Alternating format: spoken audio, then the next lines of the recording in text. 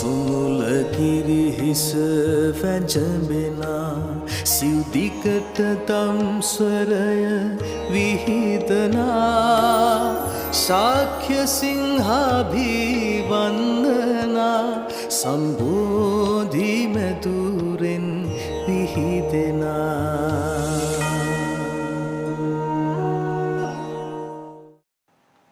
සම්මා සම්බුදු සරණයි සුපින්නත් ඔබ හැම දෙනාටම.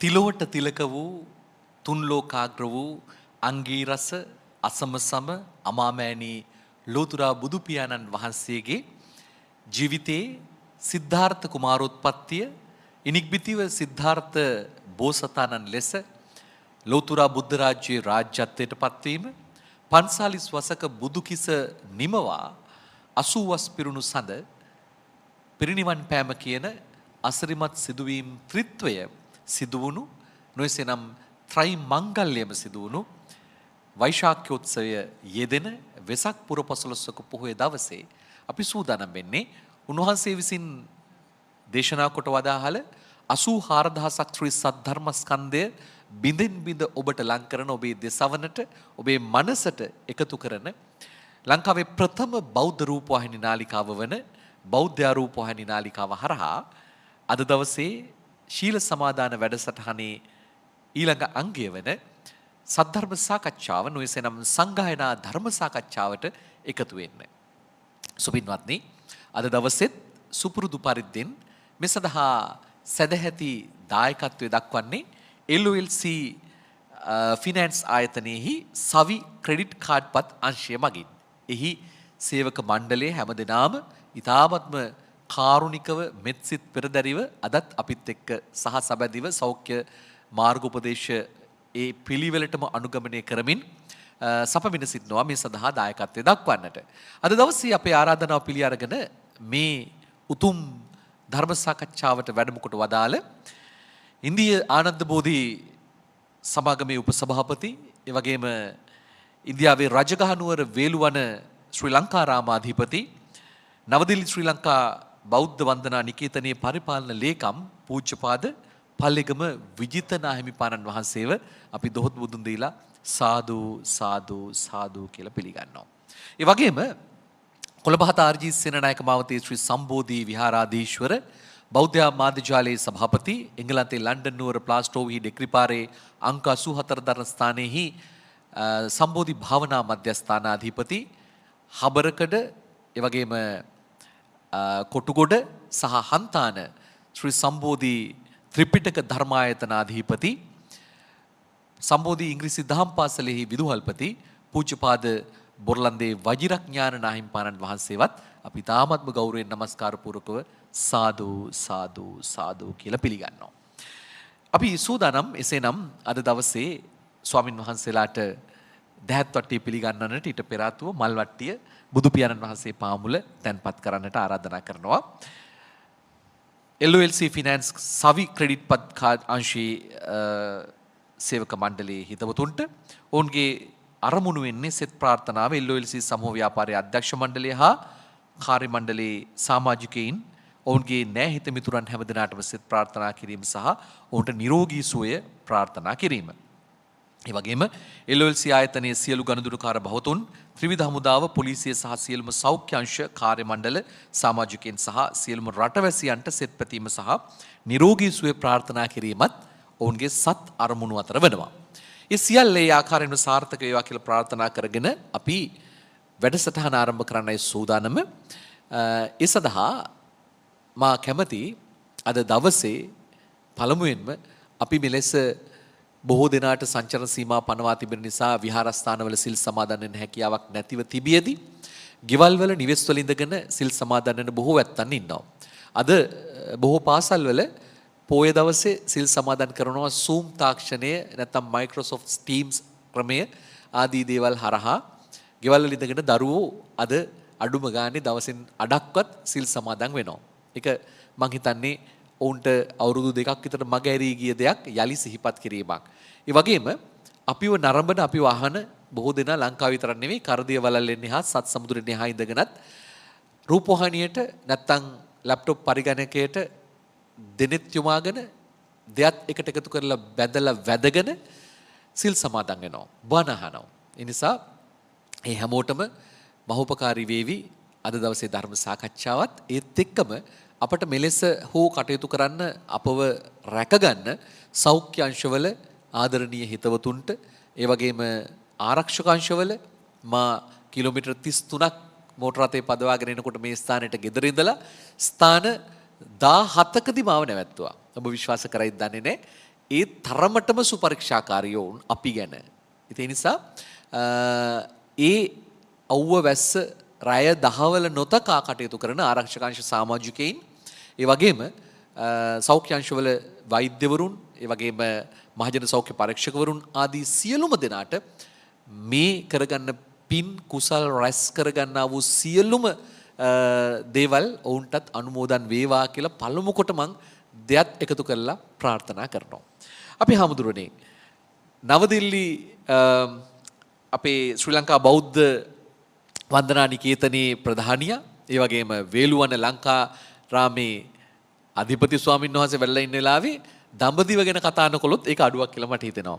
අපේ පසුබිමින් පෙනෙන්නේ බුදු පියාණන් වහන්සේ විසින් අනුදැන වදාළ සදැහැති බෞද්ධ උපාසකයෙකු දැක වැඳ පුදාගෙන පහන් සංවේග ඇති කරගත යුතු ස්ථාන මූර්තිමත් කරලා. ඉතින් ඒ නිසා මම කැමති අපි දඹදිව වන්දනා චාරිකාවේ නියුක්ත වෙනකොට රජගහනුවර ගිජ්ජකූට පර්වතය නගින්නට කලින් හැමෝම පවස නිවා ගන්න ගිමන් නිවා ගන්න යන තැන තමයි අපේ රජගහනුවර මේ වේලුවන ධර්මනිකේතනේ නැත්තම් එහි ලංකාරාමේ ඒ ස්ථානේ තමයි ඉන්දියාවේ අපි වන්දනා කරන තැන්වල තියෙන සුපිරිසිදුම වැසිකිලි පද්ධතිය තියෙන්නේ. මොකද හේතුව අපේ හාමුදුරුවෝ අඩුම තැනින් තමයි හොඳම දේ පටන් අරගෙන තියෙන්නේ. හේතුව ඉන්දියාවේ වැසිකිලි කැසිකිලි පහසුකම් සනීපාරක්ෂක පහසුකම් අතිශය අඩුයි. ඔබ ගියොත් යන්න එතනට අනිවාර්යයෙන්ම ඔය කල්ප කාලයකට අපිට යන්න වෙන එකක් නෑ. දඹදිව මේ තියෙන තත්ත්වෙත් එක්ක. ඒ කොයි හැටි වෙතත් ඒ අපේ හාමුදුරුවෝ එච්චර ආදර්ශයක් සපයලා තියෙනවා සුපිරිසිදු ස්ථානයක් බිහි කරලා. යන හැමෝටම දෙනවා ඖෂධීය ගිලන්පසක්. නැත්තම් ඒකට කියන්නේ මේ තේපැන් සංග්‍රහයක් කියමුකෝ අපි.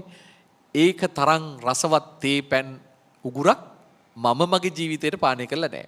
ඒ නිසා අතිශයෝක්ති වර්ණාවක් එහෙම නෙවෙයි හාමුදුරුවෝ ළඟ තියාගෙන කරන්නේ. ඒ තරම්ම ආගන්තුක සත්කාරයට ලැබි ස්වාමීන් වහන්සේ නමක්.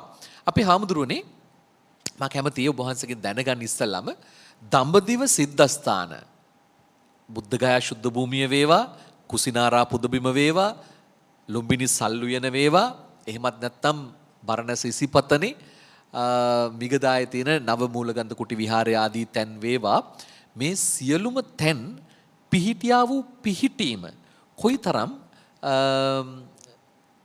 සහේතුකද නැත්නම් ඒක කොයිතරම් මේ විද්‍යානුකූලද නැත්නම් දඹදිව බුදුහාමුදුරුවන්ගේ ජීවිත කාලේ චරිතයට අදාළ සිද්ධිවලට කොච්චර ගැළපෙනවද මේ ස්ථාන කියලා මම පළමුවෙන්ම ඔබ වහන්සේගෙන් දැනගන්න කැමතියි. ඇත්තටම ඉන්දියාවේ දඹදිව වන්දනාව යන අපි වඳින තැන් තියෙනවා 11ක්. වඳින්න යන තැන්.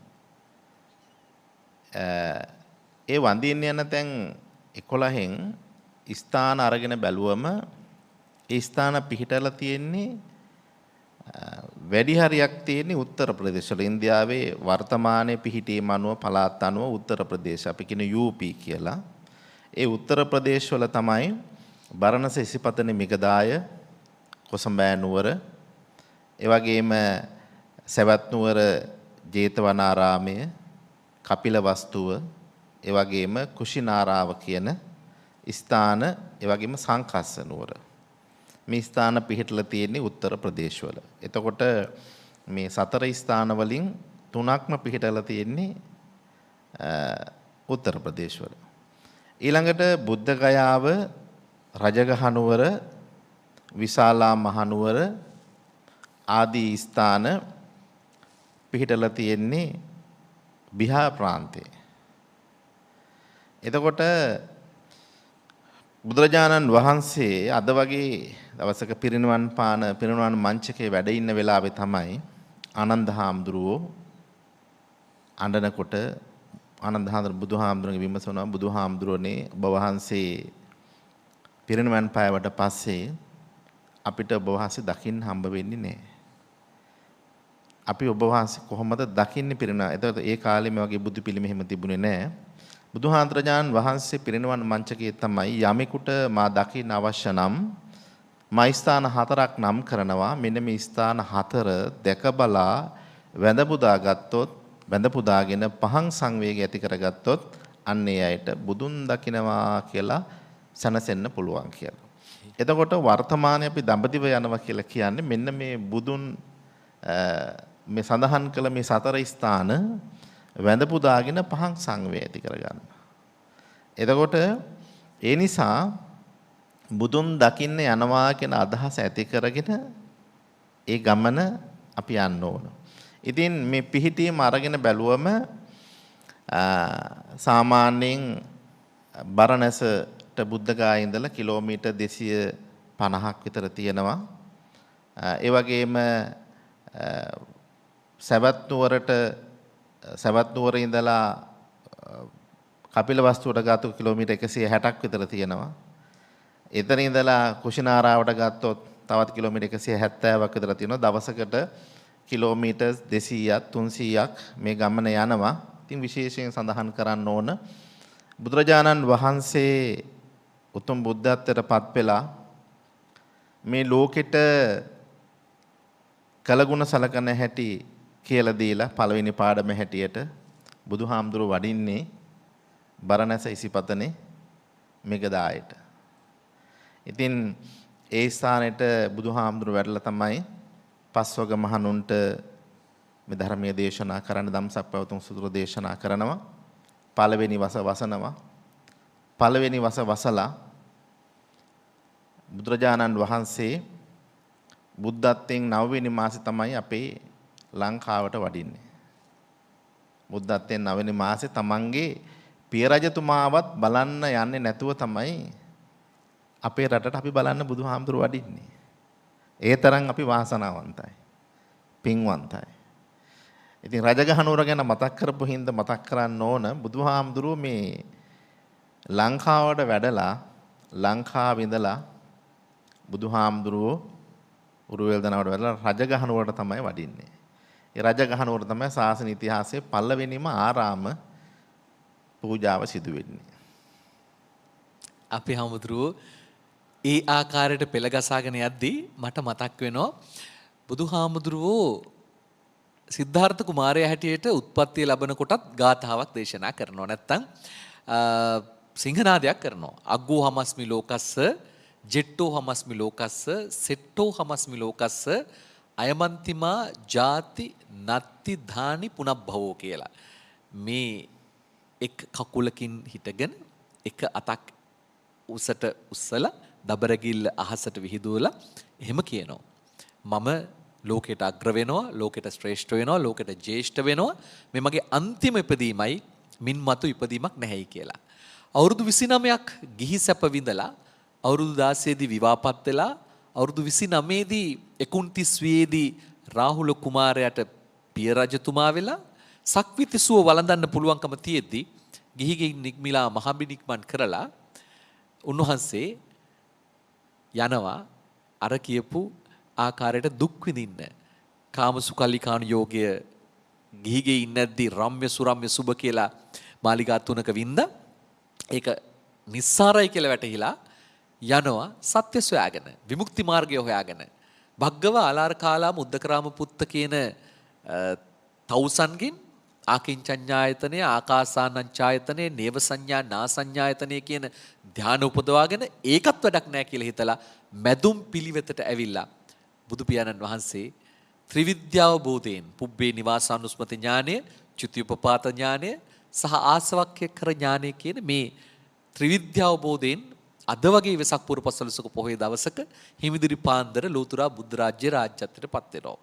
ඒ වෙලාවේ උන්වහන්සේගේ කතාව අහන්න ඉපදෙනකොට මහාමායා බෞබිසව හිටියත් බුදු වෙච්ච වෙලාවේ ඒක අහන්න කෙනෙක් නැහැ. මහ පොළොව සාක්ෂි දරාගෙන උන්වහන්සේ කියනවා මාර්යා ඉදිරියේ අනේක ಜಾති සංසාරං සද්ධා විස්සං අනිබ්බිසං ගහකාරකං ගවේසන්තෝ දුක්ඛා ಜಾති පුනප්පුනං ගහකාරක දිට්ඨෝසි පුනගේහං නකාහසි සබ්බාතේ පාසුකා බග්ගා ගහකූටං විසංකිතං විසංකාර ගතං චිත්තං තණ්හාන කය මජ්ජගා කියලා.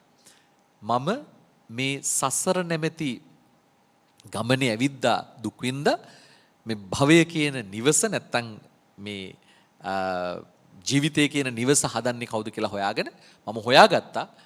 ඒ gedara කෙලස් කියන පරාල ටික තණ්හාව කියන කැණි මඩලින් එකතු කරලා තියෙන බව දැනගත්තා. මං තණ්හාව නැති කරා. තණ්හාව කියන කැණි මඩල සුණු විසුණු කළා. මින්පසුව ඒ ගේ හදන්න බෑ කාටවත්. මම බුදු වුණා කියලා උදාන වාක්‍යයක් කියනවා. අවුරුදු 45ක් බණ කියලා මේ ලෝකෙට සෙත සදලා රහතන් වහන්සේලා සහ මගපලලාභීන් බිහි කරලා කුසිනාරා නුවර අද වගේ දවසක පිරිනිවන් මංචකයේදී බන්දදානි භික්ඛවේ ආමන්ත්‍යාමි වයධම්මා සංඛාරා අපමාදේන සම්පාදේත කියලා උන්වහන්සේ අන්තිම බුදු වදනත් කියනවා. මහණෙනි ඔබ වමතමි ලොව සියලු සංස්කාර ධර්මයෝ නැත්නම් ඇති වුණු හැමදේම නැති වෙන සුළුයි වහවහා කුසල් වඩන්න කියලා කියනවා. එහෙම තමයි අවසාන බුද්ධ වචනේ. එතකොට ඔය ආකාරයට කියපු දේ තමයි අපි මලගෙවල් වල දාන්නේ වය ධම්මා සංඛාරා අනිච්චාවත සංඛාරා ආදී වශයෙන්. ඒ නිසා සියලු සංස්කාර ධර්මයන් නැසෙන සුළුයි. අපි හාමුදුරුවනේ මම කැමති අපේ පූජනීය පින්වත් වජිර ස්වාමීන් වහන්සේගෙන් අහලා දැනගන්න ලංකාවේ මිනිස්සු බුදුහාමුදුරුවන්ගේ මේ අසිරිමත් සිදුවීම් තුන සිහිපත් කරගෙන තෙමඟුල සමරන්න සැරසෙන ආකාරය කොයිතරම් විචිත්‍රද කියලා. දැන් අපිට හිමේ යන්න බැරි වුණත් පන්සලකට පය තියන්න බැරි වුණත් අපේ ගෙවල් වල වෙසක් අසිරිය තියෙනවා අපේ හාමුදුරනේ. වෙසක් කූඩු හැදිලා එල්ලලා පහන් දල්වන්න අද සූදානම් අද රාත්‍රියේ. කොහොමද අනාදිමත් කාලෙක ඉඳලා වෙසක් අසිරිය සමරන්නේ මිනිස්සු? ඒක කොයිතරම් ප්‍රායෝගිකව කරනවද අපි? අපේ පූජනීය කල්යාණ මිත්‍ර පල්ලිගම් විජිත නායක ස්වාමීන් වහන්සේගෙන් අවසරයි. ශශික මහත්මයා මතක් කළා වගේ මේ කොවිඩ් වසංගත තත්ත්වය නිසා සංචරණ සීමා පනවලා තිබුණත් ධර්ම සංචරණයට සීමා පනවන්න බෑ. එහෙමයි. ඒ නිසාම අද දවසේත් වෙනදා වගේම හැමදෙනාම අර උත්සවාකාරයෙන් මේ වෙසක් පොහොය සමරුවේ නැති වුණාට වැඩි වශයෙන් ප්‍රතිපත්ති පූජාවට නැඹුරුවක් දීලා විශේෂයෙන් ධර්ම මාර්ගයේ ගමන් කරන බව අපිට පැහැදිලි. බුද්ධ ශාසනයට අපි කියනවා මේ දර්ශනය කියලා. නේද? බුද්ධ දර්ශනය කියලා කියනවා. ඒ වගේම තමයි අද කාලේ බැලුවාම මේ බුද්ධ දර්ශනය යම් තාක් දුරට මේ වැහිලා තියෙනවා. තවත් පැත්තකින් බැලුවාම මේ උත්සවාකාරයෙන් සැමරීම කියලා කියනකොට අපි ගත්තොත් එහෙම බුදුරජාණන් වහන්සේගේ බුදු ගුණ සිහිපත් කරගෙන ජීවමාන බුදුරජාණන් වහන්සේ කොයි වගේද කියලා දැක ගන්නට බුදු ප්‍රතිමා වහන්සේ නිර්මාණය වෙච්ච දවසේ ඉඳලා එක පැත්තකින් අපි මේ දර්ශනීය වැහිලා තියෙනවා මේ සංදර්ශනීය නේද? එහෙමනේ තියෙන්නේ. ගොඩාක් දුරට අපි බලන්නේ මේ සංදර්ශනයට මුල් තැනක් දීලා තියෙනවා. දර්ශනයට මුල් තැනක් දීලා නැහැ. ඒ නිසා අර සංදර්ශනය වගේම දර්ශනයට මුල් තැනක් දෙන්න අවශ්‍යයි. ඇත්තටම මේ වසංගත තත්ත්වයට එක්ක නිසා අපිට කල්පනා වෙනවා දර්ශනයට වැඩි නඹුරුවක් එහෙම නැත්නම් වැඩි තැනක් මුල් තැනක් දීලා තියෙනවා කියලා. ඒ ගැන හිතලා අපිට සතුටු වෙන්න පුළුවන්. ඒ වගේම තමයි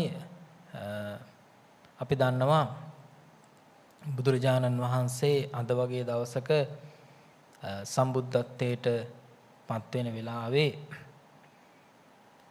බුද්ධ ශාසනයේ තිබෙන එහෙම නැත්නම් ධර්මයේ තිබෙන ගැඹුරුම කොටස තමයි මෙනෙහි කළේ.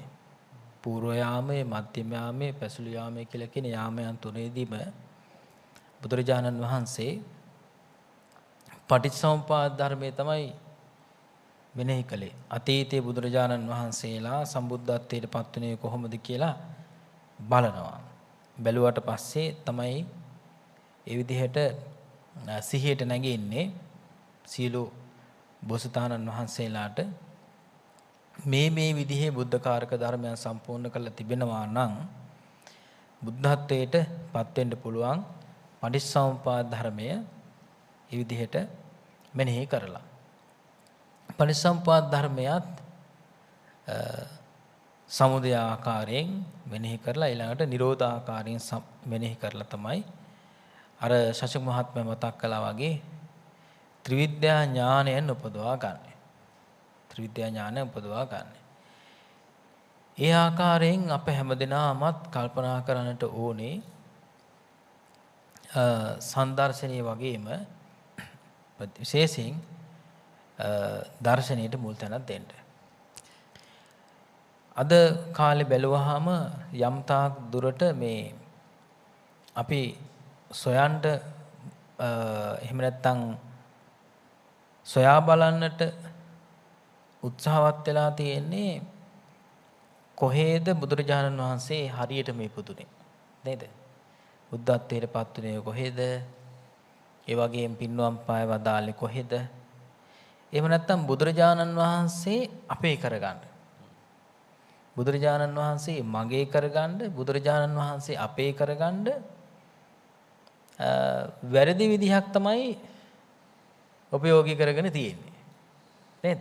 ඉතින් ඒක අපි ගත්තොත් එහෙම වර්තමානයේ ලංකාවේ වැඩි පිරිසක් මේ වැරදි මාර්ගයේ ගමන් කරනවා කියලා අපිට පේනවා. අපි ප්‍රාර්ථනා කරනවා එයාටත් හරියටම නිවැරදිව මේ මඟ වැටහෙන්න කියලා. මට මතකයි මම ප්‍රධාන පාලක මැදිරියේ කටයුතු කරනකොට දවසක් දුරකථන ඇමතුමක් ආවා. ඇත්තට මේ ධර්මයේ විකෘති කරමින් සහ මේ ලංකාවේ බුදුරජාණන් වහන්සේ පුදුනාය කියලා කියන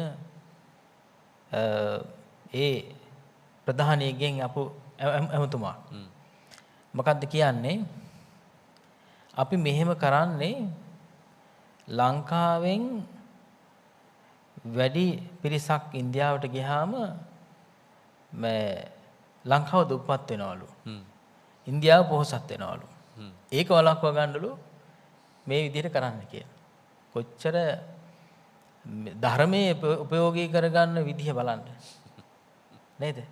ධර්මයේ මේකට පාව ගන්න විදිහ, ධර්මයේ උපයෝගී කරගන්න විදිහ. ඒ නිසා කවදාවත් බුදුරජාණන් වහන්සේ පහළ වෙච්ච තැන, සිද්ධාර්ථ කුමාරයන් වහන්සේ පහළ වෙච්ච තැන, බුද්ධත්වයට පත් වෙච්ච තැන, පින්වම් පෑ වදාළ තැන, ඒ වගේම පළවෙනි ධර්ම දේශනා පැවැත්වූ තැන සිව් ස්ථානයේ හරියට වන්දනා කරගන්න බැරි වෙනවා මේ අයට. නේද? මේ සිව් ස්ථානයේ හරියට වන්දනා කරගන්න බැරි වෙන අයට නිවන බොහෝම දුරයි. නිවන බොහෝම දුරයි. ඉතින් ඒ නිසා කොහේ බුදුරජාණන් වහන්සේ ඉපදුනත් නේද? බුද්ධත්වයට පත් වුණත්, පින්වම් පෑවදාලත් අපි ගන්නට ඕනේ ඒක. ඒ තමයි මම මතක් කළේ මේ දර්ශනය වැහිලා තියෙනවා කියලා. සංදර්ශනයෙන් වැහිලා තියෙනවා කියලා. ඉතින් ඒ නිසා පේන්නේ අපිට මාධ්‍ය තුලින් අපිට පේන්නේ සාකච්ඡා මණ්ඩප පවත්වමින් නේද? සංදර්ශනයක් නෙවෙයි තියෙන්නේ. ඒ නිසා තමන්ගේ ගොඩ වඩා ගන්න, තමන්ගේ ශ්‍රාවක පිරිස වැඩි කර ගන්න මේ කරන්නේ විශාල වශයෙන් ඒ විදිහට වැරදි ක්‍රමයක්. ඉතින් ඒ නිසා අපිට ඇත්තටම තවත් පැත්තකින් සතුටු වෙන්න පුළුවන්. ලෝකයේම මේ වෙනකොට එක පැත්තකින් මේ දේවවාදය කියලා කියන එක ප්‍රතික්ෂේප කරන කාලයක්. දැන් මේ කොවිඩ් වසංගත තත්ත්වයත් එක්ක අපි දැක්ක ඉන්දියාවේ නේද? දේව පිළිරෝ ඒ විදිහට විනාශ කරනවා. ගංගා වලට දානවා. අපි කියන්නේ ඒක අපි හොඳ දෙයක් කියලා සලකන්නේ නැහැ. ඒ කියන්නේ යම් කිසි විදියකින් දෙවිවරු විශ්වාස කරා නම් ඒ දෙවියන් ප්‍රතික්ෂේප කරන්න කියලා අපි කියන්නේ නැහැ. එහෙම හොඳ නැහැ. නේද? හැමෝම දෙවිවරු තමයි. මිනිස්යෝ දෙවිවරු තමයි. මොකද හැම සත්වයක්ම දෙවිවරු තමයි. මොකද පූර්වාත්භාවයන් වල සංසාරේ කොච්චර අතීත පූර්වාත්භාවයන් කොච්චරද කියලා අපිට කියන්න බෑනේ. ඒ නිසා දිව්‍යාත්භාවයන් ලබාගෙන සිටියේ නැති කෙනෙක් නැති සත්වයක් ලෝකේ ඉන්නවද කියලා අපිට කියන්න බෑ. ආන්නේ නිසා දෙවියන් විශ්වාස කළා නම් හරියට විශ්වාස කළා නම් ඒ පිළිබඳවත් අපි මේ පොයේ දවසේ නේද? පොයේ දවසට සම්බන්ධයි දෙවිවරු නේද? ඒ නිසා අපේ බුදුරජාණන් වහන්සේටත් පළමුවෙන්ම ධර්මයේ අවබෝධ කරගෙන එහෙම නැත්නම් සම්බුද්ධත්වයට පත් වෙලා ආරාධනා කළේ සහම්පති දිව්‍ය රාජ්‍යානන් තමයි ආරාධනා කළේ ලෝකයට ධර්මයේ දේශනා කරන්න කියලා. ඉතින් එහෙම ආරාධනා කරපු නිසා තමයි අපිත් අද මේ විදිහට බුදුරජාණන් වහන්සේගේ ධර්මය ශ්‍රවණය කරන්නේ. ඒ නිසා විශේෂයෙන්ම දෙවියන් විශ්වාස කිරීමේදී ඒ වගේම මේ විදිහට පූජනීය ස්ථානයේ වන්දනා කරගත යුතුයි කියලා කියන විශ්වාසය අපේ නායක ස්වාමීන් වහන්සේත් මතක් කළා. සිව් ස්ථාන වන්දනා කිරීම සවිස්ථාන වන්දනා කරගෙන පහන් සංවේගය උපදවා ගැනීම ඉතාම වැදගත්. බුදුරජාණන් වහන්සේ පින්වම් පෑවදාලත් ජීවමානව බුදුරජාණන් වහන්සේ වැඩ ඉන්නවා කියලා කියන ඒ විදිහට සිතක් උපදවා ගන්න පුළුවන්කම ලැබෙන්නේ මේ සිව් ස්ථාන හරියටම අපි වන්දනා කරගත්තොත්. ඉතින් ඒ නිසා අපි සිහිපත් කරනවා ඇත්තරම අවධාරණය කරනවා හරියට ධර්මය අවබෝධ කරගෙන එහෙම නැත්නම් ත්‍රිපිටක දේශනාවට අනුව ධර්මය අවබෝධ කර ගන්නට මහන්සි ගන්න කියලා තමයි අද දවසේ මතක් කරන්න තිබෙන්නේ. එහෙමයි. අපි හඳුරකුව හැමෝම දෙවිවරු කියලා වචනයක්. ගීතයක් තියෙනවා මිනිසාමයි ලොව දෙවියන් වන්නේ මිනිසාමයි ලොව තිරිසන් වන්නේ කියලා. ගීතේ ගායනා කරන්නේ කලාශූරි අල්හාජ් මොහිදින් බෙග් මාස්ටර්. ඔහු තමයි ලංකාවේ වැඩියෙන්ම බොදු බැතිගී ගායනා කරපු පුද්ගලයා. ඔහු අබෞද්ධ සිංහලෙක්. උර්දු භාෂාවෙන් ලියාගෙන සිංහල භාෂාවෙන් බුදුගුණ ගී කියපු ඉස්ලාම් බැතිමතෙක්. ඒක කොයි තරම් ආශ්චර්යයක්ද. ඔහුගෙන් තොර මොහිදින් බෙග් ශූරීන්ගේ කටහඬින් තොර වෙසක් මංගල්‍යයක් නෑ. ඕනම දන්සැලක ඕනම තොරණ ප්‍රදර්ශනය කරන කූඩු ප්‍රදර්ශනය කරන තැනක ඔහුගේ ගීත තමයි ඇහෙන්නේ. ඒ තියා අලුත් අවුරුද්දෙත් ඇවිල්ලා සිංහල අවුරුද්ද ඇවිල්ලා ගීතේ නැති අවුරුද්දක් නැති තරම්.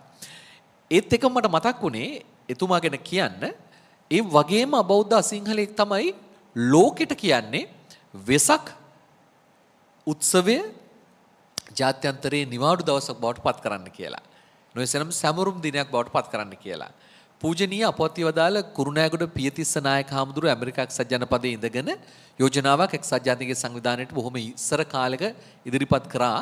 හැබැයි ඒක රාජ්‍ය මැදිහත් වීමෙන් කරන ඉල්ලීමක් හැටියට 1999 වසරේ එවකට විදේශ අමාත්‍ය ලක්ෂ්මන් කදිරගාම මැතිතුමා සම්බෝධි විහාරස්ථානයේ අතිශය සමීපතම දායක මහත්මයෙක් කුසල ධම්ම හාමුදුරුවන්ගේ සෙවණේ ධර්මය බොහොම පරිශීලනය කරපු කෙනෙක් අපේ සුගන්ධි කදිරගාම මැතිණිය අදටත් අපිත් එක්ක එකතු වෙලා පින්කම් කරනවා ලක්ෂ්මන් කදිරගාම මැතිතුමා වෙනුවෙන්. ලක්ෂ්මන් කදිරගාම මැතිතුමා තමයි 1999 එක්සත් ජාතීන්ගේ සංවිධානයට මේ යෝජනාව ඉදිරිපත් කරන්නේ. ඒ අනුව තමයි ඒ වෙනකොට එක්සත් ජාතීන්ගේ නිවාඩු දින 10 කැප කරලා ඉවරයි විවිධ ආගම් වලට. ඒ නිසා අපිට නිවාඩු දිනයක් හැටියට ආගමානුකූල නිවාඩු දිනයක් හැටියට ගන්න බැරි වෙනවා. හැබැයි ජාත්‍යන්තර සැමරුම් දිනයක් බවට ඔවුන් සම්මත කරනවා වෙසක් පොය දවස. ඒ අනුව උපතින් අසිංහල අබෞද්ධ කෙනෙක් තමයි ඒ ආකාරයට අපේ රටේ සමරන මේ වෙසක් උත්සවය අපි විතර නෙමෙයි ථේරවාදී බෞද්ධ රටවල් බොහොමයක් සමරන මේ වෙසක් උත්සවය ජාත්‍යන්තර සමරුම් දිනයක් බවට පත් කරන්නේ. එහෙම වුණාට අපේම සිංහල බෞද්ධයෝයි කියා ගන්න උදවිය අපේ හාමුදුරුවෝ කිව්වා ඒ අය උත්සාහ කරන්නේ ලංකාවේ සල්ලි ටික ඉතුරු කරගන්න කියලා. ඉන්දියාවට පුදන්න නැතුව. හැබැයි අපිට ආරංචිලා තියෙන විදිහට ඉන්දියාවේ ඉන්න Hindu බැතිමත් අන්තවාදී ශිවසේනා සංවිධානය වගේ ආයතන වලින් මුදල් ලැබෙනවලු ඔවුන්ට. මොකද බෞද්ධයෝ හේ යන්නේ නැති වුණාම ඒක බෞද්ධ රාජ්‍යයක් නෙවෙයි. නැත්තම් බෞද්ධ සිද්ධාස්ථාන තියෙන තැනක් නෙවෙයි. ඒක සම්පූර්ණ Hindu රාජ්‍යයක් බවට පත් වෙනවා. මහන්තත් එක්ක නඩු කියලා ගුටි කාලා ලේ වගුරුවගෙන තමයි සටන් කළේ අනගාരിക ධර්මපාලතුමා බුද්ධ ගයාව බේරගන්න. හැබැයි අපි දැන් හදන්නේ අපේ අනගාരിക ධර්මපාලතුමා මෙච්චර අමාරුවෙන් ගිහිල්ලා බේරගත්තු ඒ සතර ස්ථාන ආපහු ඒ අයටම ලියලා දෙන්න බොරු මිත්‍යා මතවාද පතුරවමින්. අපි ඒ ගැන පසුවට කතා කරනවා. හැබැයි අපේ හාමුදුරනේ ඔබ වහන්සේ බුද්ධ භූමිය ස්පර්ශ කරන කෙනෙක්. ඔබ වහන්සේ වැඩ ඉන්නේ ඒ බුදුහාමුදුරන්ගේ පළවෙනි ආරාම පූජාව වෙච්ච රජගහනුවර මගධ ජනපදයේ අපේ බිම්බිසාර රජතුමා පූජා කරපු වේලුවන විහාරයේ අසබඩ. මම කැමති ඔබ වහන්සේගෙන් අහලා දැනගන්න සුවිශේෂී විශේෂතාවයන් තියෙන ඉන්දියාව වගේ දඹදිව් තලය වගේ තැනක බුදුහාමුදුරුවෝ අපේ බුදුහාමුදුරුවෝ විතරක් නෙවෙයි ඊට පෙර පහළ වෙච්ච හැම බුදුවරයෙක්වත් බුදු වෙලා තියෙන්නේ ඔය බුද්ධ භූමියේ. එහෙම තෝරගන්න විශේෂතාවයක් තිබුණාද අපේ හාමුදුරනේ? අවසාසික මහත්තයා අපේ හාමුදුරුවොත් මතක් කළා වගේ උන්වහන්සේ මතක් කරා මේ මිත්‍යා මත පළ කරනවා කියලා. ඒකට හොඳම උත්තරයක් තමයි ඔබතුමා අහපු ප්‍රශ්නේ. ඒ මොකද මේ මිත්‍යා පළ කරන්නේ ඉන්දියාවට යන සල්ලි නතර කිරීමම නෙවෙයි ඇත්ත යටි පරමාර්ථය. ඒකේ මූලික පරමාර්ථමයි අපි ලංකාව අරගෙන බැලුවම අපිට බුදුහාමුදුරුවෝගේ ඉතිහාසයත් එක්ක අරගෙන බැලුවම 2500 ඉතිහාසයක් අපිට තියෙනවා. බලංගොඩ මානවකයකින් අවුරුදු ලක්ෂ ගානක ඉතිහාසයක් අපිට පිළිඹු වෙනවා. ඇමරිකාවට ඉතිහාසය අවුරුදු 400කට වැඩිය නෑ. එතකොට එහෙම අක්මුල් බැහැපු ඉතිහාසයක් අපිට තියෙනවා. මෙන්න මේ ඉතිහාසය විකෘති කිරීම තමයි මේ මිත්‍යා මතපල කරන අයගේ ප්‍රධානම අරමුණ. දැන් උදාහරණයක් ඇරෙන්න අපි මේ සුළු කොට දකන්න නරකයි. අපි තැනකට ගියාම පරණ තැනකට ගියාම වලව්වක් හරි කොතන හරි තැනක් දැක්කම මේකට මෙච්චර කල් වෙනවා අවුරුදු 100 ගාණක් වෙනවා මෙතන ඉතිහාසයක් තියෙනවා අපිට එතනින් වටපිටාවෙන් පේනවා.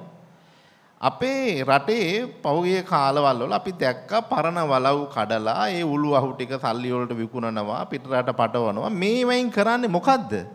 මේ ඉතිහාසයන් නැති කිරීමක් කරන්නේ මිල මුදලට.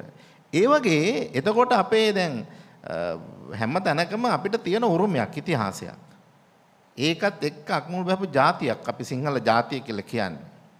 එතකොට ඇමරිකාවේ සුද්ධ කොළවතු අරද්දී අපේ යෝධාල හැතැම්මේට අඟලට බස්සපු මිනිස්සු. එහෙම ඉතිහාසයක් අපිට තියෙනවා. එතකොට මේ දැන් පුංචි දෙයක් අපි දන්නවා රේල් පීරි දෙකක් ගත්තම මේ දෙක එකතු වෙන්නේ නැහැ. හැබැයි කොතනින් හරි චුට්ටක් එක පැත්තක නැවුවොත් කිලෝමීටර් 10ක් 15ක් ගිහලා හරි මේ දෙක එකතු වෙනවා. ඒ වගේ දැන් මේ මිත්‍යා මත පළ කරනකොට මිනිස්සු අතර ඇති වෙනවා මතවේද. කොහෙද බුදුහාමුදුරු ඉපදුනේ? දැන් පුංචි මතභේදයක් තියෙනවා මේක ඉදිරියේදී ටික ටික වර්ධනය වෙලා ඒක ප්‍රශ්නාර්ථයක් වෙනවා අන්තිමට.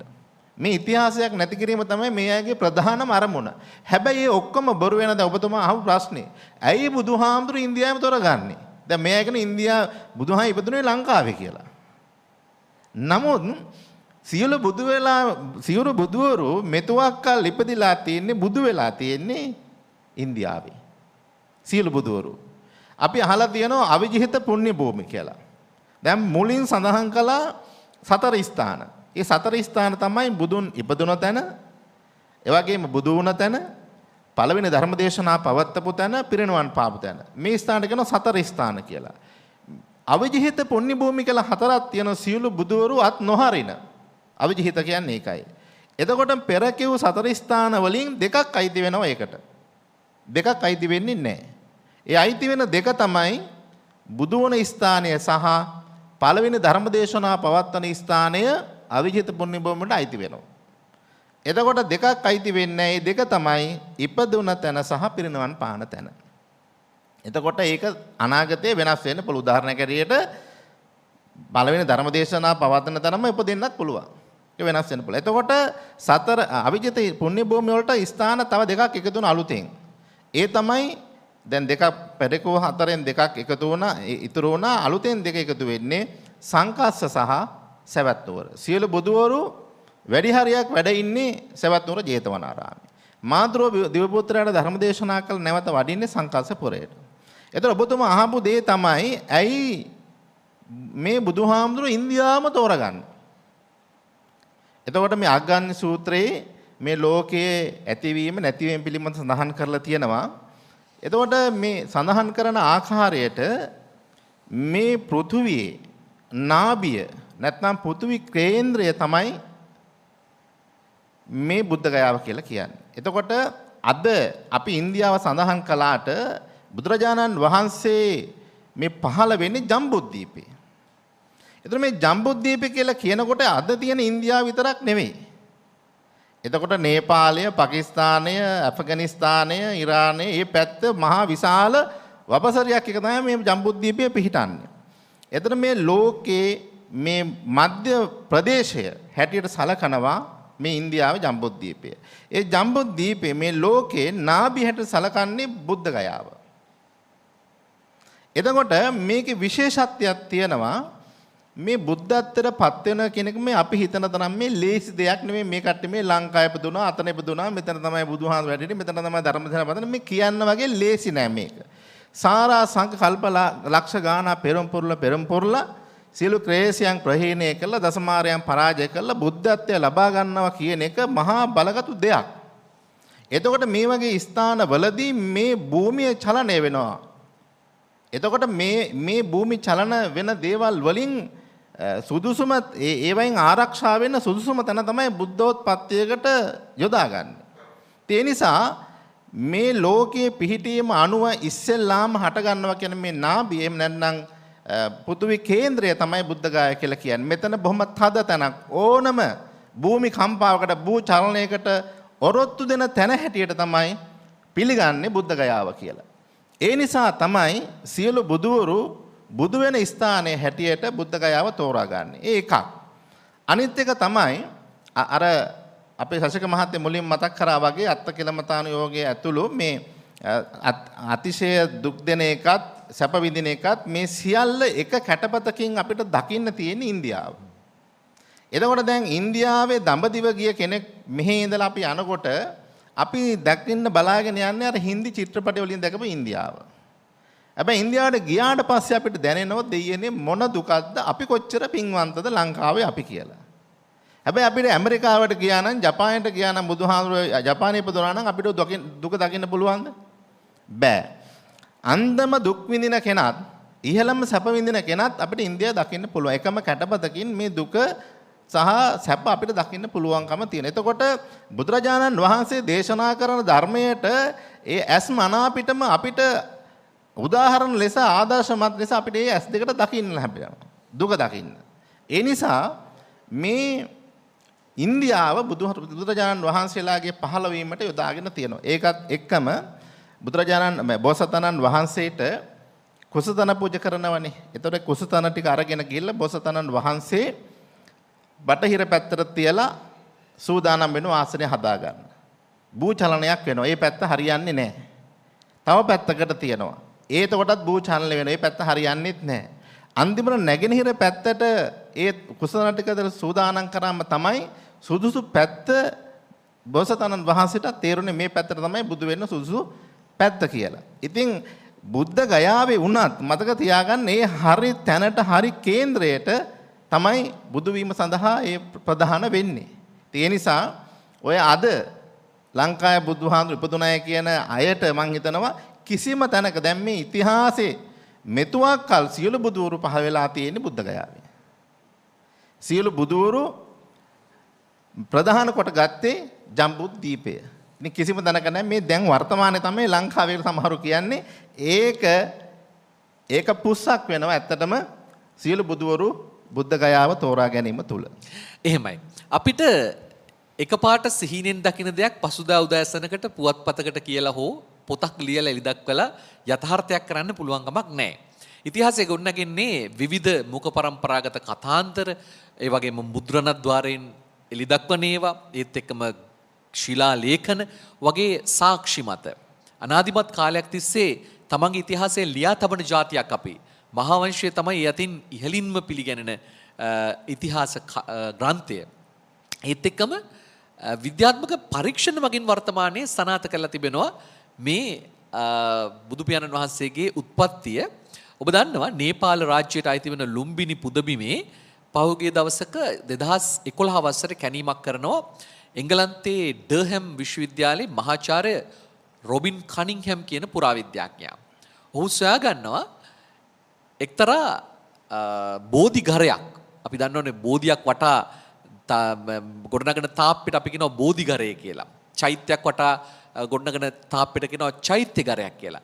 බෝධිඝරය කැටි කරලා තියෙන්නේ නැත්නම් ඒක වට කරලා තියෙන්නේ එදා සිදුහත් කුමාරයා අර මම කියපු අග්ගෝහමස්මි ලෝකස්ස කියන උදාන වාක්‍ය නැත්නම් සිංහනාදය කරපු දවසේ මහාමායා මෞකුසින් පිළිසිඳ ගන්නකොට අපි සිතුවම් වලින් දැකලා තියෙනවා මහාමායා දේවිය අල්ලගෙන ඉන්නවා සල්ලත්තක්. දෙව්දහ නුවරත් මේ කපිලවස්තු නුවරත් අතර කපිලවස්තු පුරවරයත් අතල කිඹුල්වත් පුරවරයත් අතර තියෙන තැනකනේ මේ ලුම්බිනිය පිහිටලා තියෙන්නේ. ඔය අල්ලන් හිටපු සල්ගහේ කොටයක් මතුවෙනවා මේ පුරාවිද්‍යා කැණීමෙන්. කාබන් 14 පරීක්ෂණයෙන් ඉතිහාසයේ කාල නිර්ණය කරන පරීක්ෂණයෙන් එය හරියටම ක්‍රිස්තු පූර්ව 543 කියලා ඒත්තු ගන්නෙනවා නැත්නම් සපත වෙනවා සනාත වෙනවා.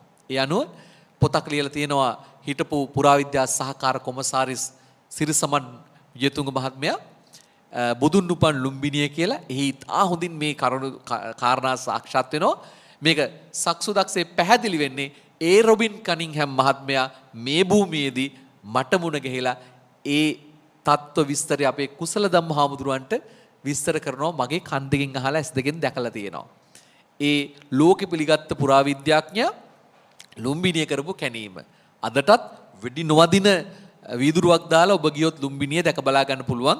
සිද්ධාර්ථ කුමාරෝත්පත්තිය සිදු වුණු තැන ඒ කැණීම් කටයුතු වලින් හොයාගත්තු දේවල් අදත් ජීවමානව තියෙනවා. ඒ නිසා බොහෝ විට ඒවා බොරු කරන්න පුළුවන් කමක් නැහැ. ඉතිහාසය අනාදිමත් කාලයක් තිස්සේ පත පොතින් මේ පුස්කොළ පොත්වල ලියලා කළු මැදලා ඒවා ආකාරයට රැකගෙන ආපු ඉතිහාසය එකිනෙකාට හිතලූ පරිදි වෙනස් කරන්න පුළුවන් කමක් නැහැ. අපි ඒක තව දැන් පැත්තකින් තියමු.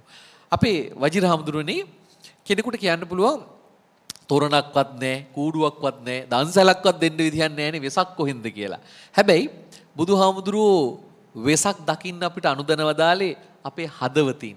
අපේ හදවත මෘදු මෙලෙක් කරලා සිල් සමාදන් වෙන්න පුළුවන් නම්. සීලය කියන්නේ හිත කය වචනේ සංවර කරගන්න එක. ඒකට මේ කාලේ තරම් තවත් කාලයක් නෑ මං හිතන්නේ. අපිට අතුරු ආන්තරාවන් සිද්ධ වෙන ප්‍රමාණය අඩුයි නැත්තම් එළියට ගිහිල්ලා අනිත් ඇත්ත එක්ක ඇඟැලුම්කම් දක්වන්න තියෙන කාලය අඩුයි. හැබැයි gedara ඉඳගෙන හිත සමාධිමත් කරගන්න නැත්තම් හිත එකග කරගන්න හොඳ කාලයක් මේක. ලෝකේ වෙන දේවල් පහුගිය දවසක අපි මේ වෙලාව කරගන්නවා එතුමාට ඉක්මන් සුව ප්‍රාර්ථනා කරන්න. පොයේ දවසක හැමදාම වගේ දවල් සිල්ලත්තන්ට දානි පිරිනමන දෙතිසක් ව්‍යංජන සහිත බුද්ධ පූජාවට වැඩිම කාලයක් අපට දායකත්වය ලබා දුන්නු. ලංකාරාම පුදබිමේ නිර්මාණය කරපු බුද්ධ ප්‍රතිමා වහන්සේට රුපියල් ලක්ෂ 10ක් පරිත්‍යාග කරපු අපේ ප්‍රවීණ රංගන ශිල්පිනී සබීතා පෙරේරා මැතිණියගේ ආදරණීය ස්වාමිපුරුෂයා අපේ ඩී.පී. ජයසිංහ සමූහ ව්‍යාපාරයේ සභාපති උපාලි ජයසිංහ මහත්මයා පෙරේදා සවස 5:15ට පමණ වෝඩ් ප්‍රදේශයේදී ව්‍යායාම කරමින් ඉන්නද්දී එකවරම මේ හුස්ම ගැනීමේ අපහසුතාවයක් ඇවිල්ලා නැත්තම් ඔහු ඒ මාස් දෙකක් පැලඳගෙන හිටපු නිසා ඒ ව්‍යායාම කරද්දී එක්තරා දුරකට සිහිසුන්ව ඇද වැටෙනවා. ඉතින් එතුමාට අපි ඉක්මන් සුවය ප්‍රාර්ථනා කරනවා. මා කියන්න උත්සාහ කළේ කිසියම් ආකාරයකට හිත එකඟ කරගන්න. මේක කදිම කාලයක් අපේ හඳුරන්නේ. ඔබ වහන්සේ කොහොමද ඒක දකින්නේ? අපිට වෙස්වලාගත්ත ආශිර්වාදයක් වගේ අතුරු පලිබෝධ රහිතව gedara ඉඳගෙන නිවනට ලං වෙන්න හොඳ කාලයක් මේක. කොහොමද ඒක ඔබ වහන්සේ විස්තර කරන්නේ? ඔව් දැන් හැමෝටම එක එක්කෙනා දුක අවබෝධ කරගන්නවා වගේම පොදුවේ කාටත් එක සැරේම දුක කියලා කියන එක වැටහෙනවා නම් හොඳයිනේ. නේද? අපි දන්නවා දැන් ගෙදරක් ගත්තොත් ගෙදරක අම්මා තාත්තා දෙන්න ගොඩාක් දුක් විඳිනවා. එහේ. සමහරවිට ඒක දරුවන්ට වැටහෙන්නේ නැහැ. නේද? එතකොට කෙනෙක් පවුලක කෙනෙක් රෝගාතුර වෙනකොට එහෙම නැත්නම් කෙනෙක් අසනීප තත්ත්වයටපත් වෙනකොට අනිත් අයට ඒක දැනෙන්නේ නැහැ. වැටහෙන්නේ නැහැ. චිර හදවතට දැනෙන්නේ නැහැ. දැන් අද ගත්තාම ලෝකේම වැඩි පිරිසක් රෝගයට මේපත් වෙලා ඒ වගේම නිවසක් ගත්තොත් හැමෝම වගේ විශේෂයෙන්ම මේ රෝගී තත්ත්වයෙන් මිදීම සඳහා යම්කිසි විදිහකින් ආරක්ෂිත ක්‍රමවේද අනුගමනය කරන්න සිද්ධ වෙලා මේක ලේසි පහසු දෙයක් නෙවෙයි. අපි කියනවා සාමාන්‍යයෙන් ධර්මයේ හඳුන්වනවා මේ අසනීප අතරින් මේ මරණාසන්න රෝගයක් කියලා. ඉතින් දැන් විතර මේක මරණාසන්න රෝගයක් නේ. නේද? එහෙමයි. ඉතින් මරණයටපත් වෙන්න පුළුවන් රෝගයක්. ඉතින් ඒ නිසා හැමෝටම පොදුවේ දුක අවබෝධ කරගන්න පුළුවන් නම් ඒ සඳහා පොදුවේ හැමෝම ඒක රාශි වෙලා විශේෂයෙන්ම අනිත් අයට කරදර කරන්නේ නැතුව දැන් අද ගත්තොත් එහෙම අර අනිත් අයට හිංසා පීඩා කරනව අඩුයි ඇත්තටම. ඉතින් මේ හැමෝම දුකටපත් වෙලා නේද කියලා හැමෝටම පොදුවේ විශේෂයෙන්ම ආහාර පාන ලබා දෙන එක නේද? ඒ වගේ වතුර ටිකක් හරි ලබා දෙන එක මේ විදිහට හැමෝම ඒ විදිහට අනිත් අයට උදව් උපකාර කරන්න යොදාගත්ත කාල සීමාවක්. ඉතින් එතකොට පොදුවේ අපි හැමෝටම සීලය ආරක්ෂා කරගන්න, සමාධිය උපදවා ගන්න, ඒ වගේම ධර්මයේ හැසිරෙන ධර්මයේ දකින්න හොඳ කාලයක්. ඉතින් තවත් පැත්තකින් ගත්තොත් එහෙම අපි හරියට මේ ඉලෙක්ට්‍රොනික එහෙම නැත්නම් මේ විශේෂයෙන්ම සෙල්ෆෝන් වගේ දේවල් වලට අපි ප්‍රතික්ෂේප කරනවානේ. දැන් පුංචි දරුවෝ ගත්තේ හරි පුදුමයි මේ අම්මලා තාත්තලාට වඩා ගොඩක් දේවල් දන්නවා මේ ෆෝන් එකෙන් කරන්න නේද? ඉතින් ඒ වගේ මේ දැන් ඇත්තට මේ ෆෝන් එකත් එක්ක හැමෝම තනි වෙලා. තනි වෙනක හොඳයිනේ. නේද? ඒතර සැප කියලා කියන එකේ උපරිම සැපත් මේකේ තියෙනවා. දුක කියලා කියන එකේ උපරිම දුකත් මේකේ තියෙනවා. නේද? මෙහෙම ගිහිල්ලා තනි වෙලා නේද? අම්මා තාත්තා සමහරලාට අම්මා තාත්තා ගැන කල්පනාවක් නැහැ, දරුවෝ ගැන කල්පනාවක් නැහැ. ওই විදිහට ගිහිල්ලා හැමෝම මේ විදිහට ලෝකයේ සිද්ධ වෙන්නේ මොකද්ද කියලා දකින්නේ දුරකථනයෙන්. ඉතින් ආන්නේ වගේ මේ හැම දෙයක්ම අපිට සිහිය නුවණින් යුතුව පරිහරණය කරන්න පුළුවන් නම් අපිට ඇත්තටම ධර්මය අවබෝධ කරගන්න පුළුවන්කම තියෙනවා. තවත් පැත්තකින් මේ වෙසක් පුර පසළොස්වක පොහොය දවසේ හැමෝම අද සීල් සමාදන් වෙන්න බැරි වෙච්ච පිරිසක් ඇති. ඊළඟ පොහොයේදී හරි නේද? ඊළඟ වෙසක් පුර පසළොස්වක පොහොයේදී හරි අදිෂ්ඨාන කරගන්නට ඕනේ. අනිවාර්යයෙන්ම වෙසක් පොහොය දවසේවත් සීල් සමාදන් වෙන්න. දැන් පන්සලට යන්න බැරි වෙන්න පුළුවන්.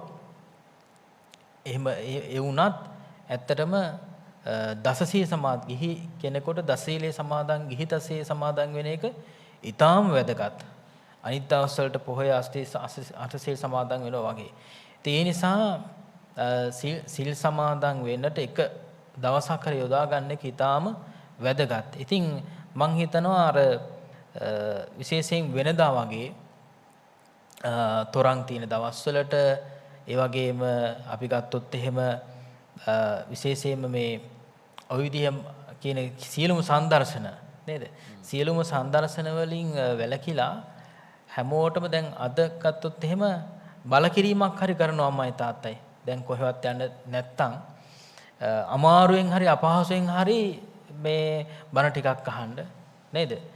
බලකිරීමක් හරි කරලා මේ නැඹුරු කරන්න පුළුවන් තත්ත්වයක් අද තියෙනවා. ඒ නිසා හැමෝටම දුක වැටහෙන කාලයක්. හැමෝටම දුක දැනෙන කාලයක්. ඇත්තටම දුක දැනෙන්න ඕනේ දුක අවබෝධ කරගන්න. ඒ නිසා මේ විශේෂයෙන් වෙසක් පුර පසළොස්වක පොහොය දවසේ හැම දිනාටම අවස්ථාව වෙනදට වඩා ලැබිලා තියෙනවා ධර්මයේ හැසිරෙන්නට. එහෙමයි. අපි ඒ විදිහට උත්සාහවත් වෙමු. අපිට වෙනදාට බැරි වුණත් දැන් පන්සලකට ගිහිල්ලවත් හිත හදාගන්න බැරි අපි සමහරලාට ඉඳගන්න තැන එහා මෙහා වුණොත් උපාසකම්මල රණ්ඩු වෙන අවස්ථා තියෙනවා මෙතන මගේ තැන කියලා. අල්ලා ගැනීම වැඩි අත්හැරීම් වලට වඩා. හැබැයි දැන් මේ දවස්වල රූපවාහිනිය බලනකොට අත්හැරීම් වැඩිපුර කරන්න පුළුවන් ඉන්දියාව දිහා බැලුවාම. සමහර අවුරුදු 13ක පුංචි පුතෙක් අම්මගේ ආදාහනය නැත්තම් මේ දේහය මේ ආදාහනය කරන්නේ මහා මාර්ගයේ. තව පුතාලා දෙන්නෙක් බයිසිකලයක තියාගෙන යනවා අම්මගේ දේහය නැත්තම් අම්මගේ මෘත ශරීරය දෙන්න දෙපැත්තෙන් තද කරගෙන යනවා මේ ගෙනියන්න විදිහක් නැතුව.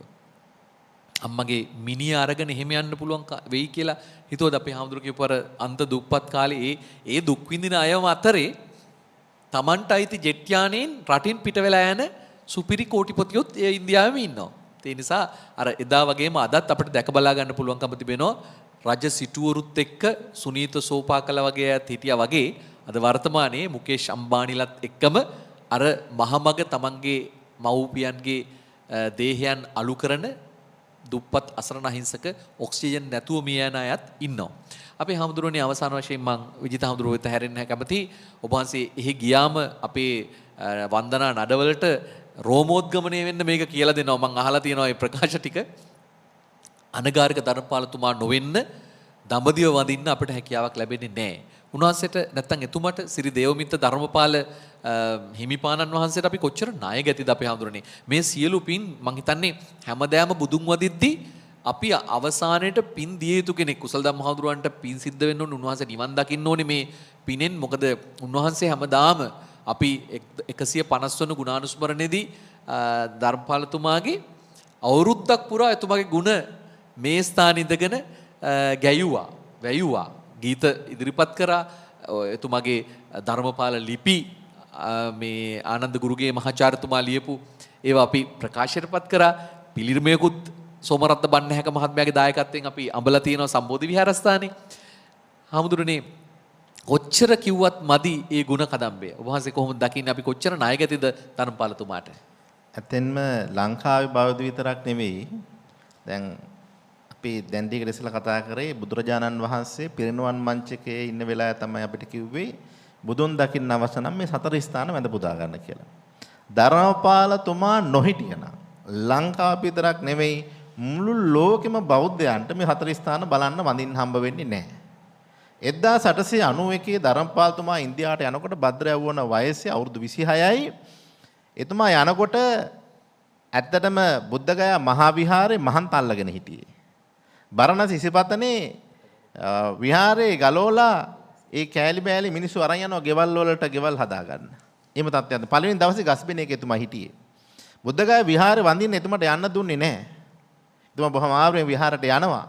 වජ්ජාසන නල්ලතෙල එතුමා ප්‍රාර්ථනා කරනවා මගේ බුදුහාමුදුරුවනේ මම මගේ ජීවිතය පූජා කර හෝ මේ බුද්ධ ගයාව මම බෞද්ධයන්ට උරුම කරලා දෙනවා කියලා. ඒ ඇවිල්ලා තමයි ලංකා මිනිසුන්ට කෑ ගහලා කිව්වේ සිංහලයේනි අවදිවව් බුද්ධ ගයාව බේරා ගනිව් කියලා. සමහරව එතුමට කිව්වා පොට්ටෙනිකාරය කියලා. සම්මාදන්කාරය කිව්වා. හැබැයි එතුමා සැලුනේ නැහැ. මතක තියාගන්න. එතුමා නඩු කිව්වා. හිරබත් කෑවා. ගුටි කෑවා. බණුන් ඇහුවා. සමහර වෙලාවට දවසට බුලත් පිටක් විතරයි ආහාරය උනේ. තමන්ගේ ආදරණීය මෑණියෝ මල්ලිකා විතරණ මෙතිනිය ගොඩක් උදව් කරා එතුමාට. මුළු ලෝකෙම බෞද්ධයන් එකතු කරගෙන එතුමා අද මුළු ලෝකෙටම වඳින්න පුළුවන් බුද්ධ ගයාව නීත්‍යානුකූලවම නඩු කියලා තමයි බුද්ධ ගයාව බේරගත්තේ. එතකොට එතුමා මූලගන්ධකුට විහාරයේ ධම්මික ස්තූපයට ආසන්නෙම හොඳම හිටම අරගෙන නව මූලගන්ධකුට විහාරය හදලා 1931 එතුමා විවෘත කරනවා මූලගන්ධකුට විහාරය. ඒ වගේම බුද්ධගයා මහා විහාරේ ඉඳලා එනකොට ඉස්සරහින්ම හම්බ වෙන ප්‍රධානම තැන තමයි මහා බෝධි පන්සල තියෙන්නේ අපේ ඉන්දියානු මහා බෝධි පන්සල බුද්ධගයා මහා විහාරය. ඒ හොඳම ඉඩම එතුමා ගත්තේ. ඒ වගේම මේ වගේ වටිනාම තැන්වල දේවල් එතුමා ලෝකවාසී බෞද්ධයන්ට පරිහරණය කිරීම සඳහා ලංකාව මුල් කරගෙන ඒ කටයුතු කරන්න එතුමා කටයුතු කරනවා. මම නියෝජනය කරන්නේ ඉන්දියානු ආනන්ද බෝධි සමාගම. හැබැයි අද මුළු ඉන්දියාවෙම ධර්මදූත මෙහෙවරේ යෙදෙන හාමුදුරන් වහන්සේලා ධර්මපාලතුමා ණයගැති. යයි උන්වහන්සේ ජීවිත පරිත්‍යාගයෙන් 1931 891 මැයි මාසේ 31 වෙනිදා තමයි මහා බෝධි සමාගම පිහිටන්නේ. ඒ මහා බෝධි සමාගම පිහිටෙව්ව නිසා තමයි ධර්මදූත මෙහෙවරට අපේ ලංකා හාමුදුරු අරන්ගේ නිසා තමයි අද වෙනකන් ඒ සියලුම මතක තියාගන්න මේ සියලු සිද්ධාස්ථාන පාලනය කරන ලංකා හාමුදුරුවරු. අපි වන්දින පුදන යන හැම තැනම අපිට තමයි ඉස්සෙල්ලාම අවස්ථාව දුන්නේ ඉන්දියා ආණ්ඩුවෙන් පන්සල් හදන්න කියලා. ඊට පස්සේ තමයි අනිත් විවිධ රටවල් වියට්නාම, කාම්බෝජ, තායිලන්තේ, ජපානය, චීනය ආදී රටවල් ඇවිල්ලා පන්සල් හදන්න පටන් ගත්තේ. ඒ නිසා ධර්මපාල තුමා ගැන ලංකාවේ ඉන්නකොට අපිට දැනෙන්නේ නැහැ ඕක. ඇත්තටම ඉන්දියාවට ගියාට පස්සේ තමයි අපිට දැනෙන්නේ ලංකාවේ මිනිස්සු ධර්මපාල තුමාට සලකනවා මදි කියලා. ඒ නිසා මතක තියාගන්න බුදු පහන තියෙන තැන පහනක් තියලා වඳින්න පුළුවන් චරිතයක් අනගර ධර්මපාල කියන්නේ. අපි මේ ලෝකේ දවස ගානේ පින් ලබන කෙනෙක් ඉන්නවා නම් දවස ගානේ ඒ වෙන කවුරුවත් නෙවෙයි අනගරක ධර්මපාලතුමා. අපි රජක මහත්මයා මතක් කළා වගේ ඔබතුමා ඉස්සෙල්ලා මතක් කරා බුදුරජාණන් වහන්සේ කුචනාරා නුවරදී දේශනා කරපු අන්තිම ධර්මය මේක අද කාලෙට උචිතම දෙයක්. ඒ තමයි අප්‍රමාදව කටයුතු කරන්න එක. ධර්මයේ හැසිරෙන්න කියන එක. මේ අපි කෝටි ගණන් තිබ්බත් දැන් බලන්න අපි ඔක්කොම මරණ බයෙන් ඉන්නේ. එහෙනම් මේක හොඳට මතක තියාගන්න අද කාලෙට නියටම ගැළපෙන වචනයක් තමයි බුදුහාඳුරු පිරිනොම් මංචකයේදී දේශනා කළේ. මේ අප්‍රමාදව කටයුතු කරන්න නිතරම පිං රැස් කරගන්න. අතර අගත්ත දේවල් දාලා යාවි හිතර ගත්ත දේ අරන් යයි. මේ මම හිටියට හෙට මම මැරෙයිද කියලා කවුද කියලා අපි දන්නේ නැහැ. මේ වසංගත තත්ත්වෙත් එක්ක. ඒ වගේම දන්සල් ගැන මතක් කළා. අපේ ආඳුරු මතක් කළා. අපිට මේ පාර දන්සල් දෙන්න බැරුව නම් මහලුකුට සල්ලි එකතු කරලා. හැබැයි බෞද්ධ නාලිකාව වෙනුවෙන් මම ස්තුතිවන්ත වෙනවා. මම පුංචි ආරාධනා කරනවා. වෙසක් පොයේ පහුණාට කමන්නේ නැහැ. ඔබ බඩු ගන්නකොට ඔබට හැකියාවක් තියෙනවා. තව දුප්පත් කෙනෙක් වෙනුවෙන් තව බඩු මල්ලක් ගන්න පුළුවන් හැටියට. ගිහලා මහා ලොකු දන්සල් දාලා පීකර් දාලා දන්සල් දෙන්න ඕනේ නැහැ. පුළුවන් නම් දුප්පත් කෙනෙකුට එක්කෙනෙකුට දෙන්නෙකුට තව බඩු මල්ලක් අරන් ගිහලා උදව් කරන්න. අන්න ඒක තමයි බුදුහාමුදුරුවන්ට අපි සලකනවා කියලා කියන්නේ තෙමගොල්ල සිහිපත් කරනවා කියලා කියන්නේ. අන්න ඒකට. ඒ නිසා ඒ අනුව කටයුතු කරන්න කියලා ඉතාම ගෞරවණීය ඉල්ලා සිටිනවා. හොඳයි අපේ හාමුදුරනේ මට මතකයි 2004 වසරේ වර්තමාන අග්‍රාමාත්‍යතුමා බුද්ධ ශාසන ඇමතිතුමා ප්‍රථම වරට අගමැතිවරයා හැටියට ඉන්නද්දි තමයි පටන් ගත්තේ ඔය අර්ලිගහ මන්දිරයේ දම්දෙසුම් පවත්වන එක. එහි ප්‍රථම ධර්මදේශනාව පැවැත්වුවේ අපවත් වදාළ කෝට්ටේ නාග විහාරාධිපති පූජ්‍යපාද මාදුලාවේ සෝබිත හාමුදුරුවෝ. උන්වහන්සේ කිව්වා ඒ අවස්ථාවේදී මහත්යෝ මේ රටේ තමයි බෞද්ධ කොඩි වලින් ගගහ කන්න දෙන දන් දෙන එකම රට කියලා. ඒ තරමටම අපේ රටේ දන්සල් වල දන්සලෙන් කෑවේ නැත්තම් නිකන් තරහ වෙන තත්ත්වයටපත් වෙනවා බලහත්කාරයෙන් කවන බලහත්කාරයෙන් දන් දෙන රටක් මේක. ඒ නිසා ඒ දානමය සිටිවිල්ල අපේ හාමුදුරුවෝ කිව්වා වගේ හරවන්න කොහොම හරි මිනිස්සුන්ට විපුල ඵලදායි ලෙස සැබෑ දානයක් වෙන්න.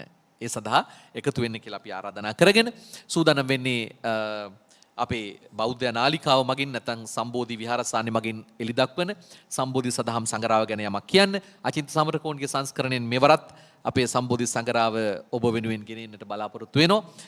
මෙවර ලිපි රචනා රාශියක් තිබෙනවා. පීති සම්බොජ්ජංගය පිළිබඳව මකුලෑවේ විමල මහානායක ස්වාමීන් වහන්සේ රචනා කරපු ලිපිය 21 වන සියවසේ සංගරුවන මුහුණ දෙන අභියෝග නොතිර වූ කයෙහි සමුදය පූජනීය කොස්සතේ ආර්ය විමල නායක ස්වාමීන් වහන්සේ විසින් රචනා කරන ලෝකයේ සමග නොගැටෙන උතුමා උඩුහාවර ආනන්ද ස්වාමීන් වහන්සේ රචනා කරන්නේ පිරිනිවටට වැඩි මහා මුනිවරයාණෝ ඒත් එකම පාස රාසී යනුවෙන් බලංගොඩ රාජ ස්වාමීන් වහන්සේ රචනා කරන ලිපියක්. සංඥාව තුලින් අසුබය බලන්න එපා. මාංකඩල සුදස්සන නායක ස්වාමීන් වහන්සේ රචනා කරන්නේ ආචාර්ය වෙඩිමුර එපා කෙලස් යුද්ධය හමාරයි. ගෞරවාර්හ හසලක සීල විමල ස්වාමීන් වහන්සේ රචනා කරන්නේ මේ වෙසඟේ සැබෑම පිළිසරණ ඇති කර ගනිමු. ගෞරවනීය නාවලපිටිය ආර්යවංශ ස්වාමීන් වහන්සේ ආර්ය පරිශ්‍රණයන් කිං කුසල ගවේසී වෙමු. මානව මහව ඥානතිලක ඥානාලෝක ස්වාමීන් වහන්සේ රචනා කරන්නේ බුදුදහමේ ප්‍රතිපත්තිමය බව අලව්වේ අනෝමදස්සි නායක ස්වාමීන් වහන්සේ සම්බුදු දහම හා සහජීවනය සියඹලාගොඩ ධම්මිද ස්වාමීන් වහන්සේ මහානම් විද්‍යාලයේ ධර්මාචාර්ය ස්වාමීන් වහන්සේ බොදු ගුවන්විදුලිය දසවස් සැමරුමයි යනුවෙන් අපේ සහන් වනිගරත්න ගුවන්විදුලි අධ්‍යක්ෂතුමා රචනා කරනවා. ලෞකික සම්මාදිට්ඨිය හා ලෝකෝත්තර සම්මාදිට්ඨිය ගෞරවනීය පරවැහැර චන්ද්‍රරත්න අපේ ප්‍රංශීය ප්‍රධාන සංඝනායක නායක ස්වාමීන් වහන්සේ විසින් රචනා කරන ලිපියක් තිබෙනවා. මේසා විශාල දහම් ස්කන්ධයක් නැත්නම් දහම් දැනුමක් ඔබට ළඟා කරගන්න ශ්‍රී සම්බෝධි සදහම් සංගරාව ලබා ගන්න කියලා ආරාධනා කරගෙන තවත් පුණ්‍යානුමෝදනාවක් නැත්නම් සෙත් නිවන් ප්‍රාර්ථනාවක් තිබෙනවා. ඒ තමයි අපේ පූජනීය බොරලන්දේ වජිරඥාන නායක ස්වාමීන් වහන්සේගේ සදාදරණීය පියාණන් එතුමන්ව මේ ලෝකෙට දායාද කරලා සසුන්ගත වෙන්නට පැවිදි වෙන්නට පුතෙක් සසුනට දායාද කරපු ආදරණීය පියාණන් දරුවෝ 4 දෙනෙක්ගේ ආදරණීය පියා එතුමා අපේ සයිමන් වීරසිංහ මැතිතුමා පසුගියදා අභව ප්‍රාප්ත වෙන්න යෙදුණා. එතුමාගේ බොරලන්දේ නිවසේදී ඒ අවසාන කටයුතු සියල්ල සිදු කරලා අපේ නායක හඳුරු ඊ රාත්‍රියේ තමයි කොළඹ වැඩම කරන්නට යෙදුනේ. ඉතින් අපි ප්‍රාර්ථනා කරමු මේසා විශාල මහා ධර්ම මෙහෙවරක් සිද්ධ කරන කුසල් ධම්මනායක ස්වාමීන් වහන්සේගෙන් පසුව Tamanගේ එකම ශිෂ්‍ය පුත්‍ර රත්නය හැටියට වගකීම් නොපිරිහෙලා ඉෂ සිද්ධ කරන වර්තමාන බෞද්ධ ආමාත්‍යාලයේ සභාපති සම්බෝධි විහාරාධිපති නායක ස්වාමීන් වහන්සේගේ ආදරණීය පියාණන්ට සසුනට මේ උදාර බුදු පුතෙකු බිහි කළ බල මහිමෙන් පින් මහිමෙන් නිවන් සම්පත් සාක්ෂාත් වෙත්වා අපි හැමදෙනාම කරපු කුසල එතුමාට අනුමෝදන් වේවා කියලා අපි ප්‍රාර්ථනා කරනවා. එසේනම් අපි ස්වාමීන් වහන්සේලාට පිරිකර පූජා කිරීම සඳහා LOLC ආයතනයේ සුපින්නතුන්ට සුදීමුතුන්ට ආරාධනා කරනවා. අද දවසේ දායකත්වය ලබා දුන්නේ මෙත්සිට වඩන බැතිබර දායකත්වය ලෙස LOLC ෆිනෑන්ස් සවි ක්‍රෙඩිට් කාඩ් පත් අංශය. එහි අපේ හිතවතුන් සුපින්නතුන් සපැමිණ සිටිනවා. ඒ හැම දිනාටම ආරාධනා කරනවා පිරිකර පූජාව සඳහා එකතු වෙන්න. LOLC සමූහ ව්‍යාපාරයේ අධ්‍යක්ෂ මණ්ඩලය සහ කාර්ය මණ්ඩලයේ සමාජිකයින් හා ඔවුන්ගේ නෑහිත මිතුරන්ට සෙත් ප්‍රාර්ථනා කිරීම සහ නිරෝගී සුවය ප්‍රාර්ථනා කිරීම උතුම් අරමුණු අතර වෙනවා. LOLC ආයතනයේ සියලු ගනුදෙනුකාර බවතුන් ත්‍රිවිධ හමුදා පොලිසිය සහ සියලුම සෞඛ්‍ය අංශ කාර්ය මණ්ඩලය සමාජිකයින් සහ සියලුම රටවැසියන්ට සෙත් ප්‍රාර්ථනා කර නිරෝගී සුවය ප්‍රාර්ථනා කිරීම සඳහායි ඔවුන් අද මේ ආකාරයට මම හිතන්නේ වසරක් පුරාවට ගිය මාසේ පොය දවසින් පටන් ගත්තේ බක්පුර පසළොස්වක පොය දවසින් එතෙන් පටන් දිගින් දිගටම අවුරුද්දක් පුරාවට මේ අය තමයි මෙම සංගායනා ධර්ම සාකච්ඡාවට තමන්ගේ දායකත්වය ලබා දෙන්නේ. ඉතින් ඔවුන්ගේ සියලු කටයුතු සාර්ථක වේවා. ඒ හැම දිනාගේම පවුල්වල ඥාතිත මිත්‍රාදීන්ට මේ පින් ලැබේවා කියලා ප්‍රාර්ථනා කරගෙන අපි අද දවසේ අපේ ගෞරවනීය ආරාධනාව පිළි අරගෙන මෙම සංගායනා ධර්ම සාකච්ඡාවට එකතු වුණු ඉන්දියාවේ රජගහනුවර වේළුවන ශ්‍රී ලංකා රාමාධිපති ඉන්දිය ආනන්ද බෝධි සමාගමේ උපසභාපති නවදිල්ලි ශ්‍රී ලංකා බෞද්ධ වන්දනා නිකේතනයේ පරිපාලන ලේකම් පූජ්‍යපාද පල්ලේගම විජිතනා හිමිපාණන් වහන්සේටත් සම්බෝධි විහාරාධිපති බෞද්ධ ආමාත්‍යාලයේ සභාපති පූජනීය බොරලන්දේ වජිරඥාන නායක ස්වාමීන් වහන්සේටත් ගෞරවනීය නමස්කාරය පුද කරමින් උන්වහන්සේලාට තවත් চিරාත් කාලයක් සසුනට වැඩ වඩන්නට නිදුක් නිරෝගී සුවපත් භාවයේ චිර ජීවනයේ උදාපත් වේවා කියලා ප්‍රාර්ථනා කරමින් සකල ලෝ වැස්සන් හටම COVID-19 වසංගතයෙන් කොරෝනා වසංගතයෙන් අතමිදී හිනහෙන දවසක් ළඟ ළඟම ඒවා කියලා ප්‍රාර්ථනා කරගෙන අපි සූදානම් වෙන්නේ සංගායනා වැඩසටහන නිමාපත් කරන්න. අපි දැනට ඔබෙන් සමගන්නවා හැම දිනාටම සම්මා සම්බුදු සරණයි.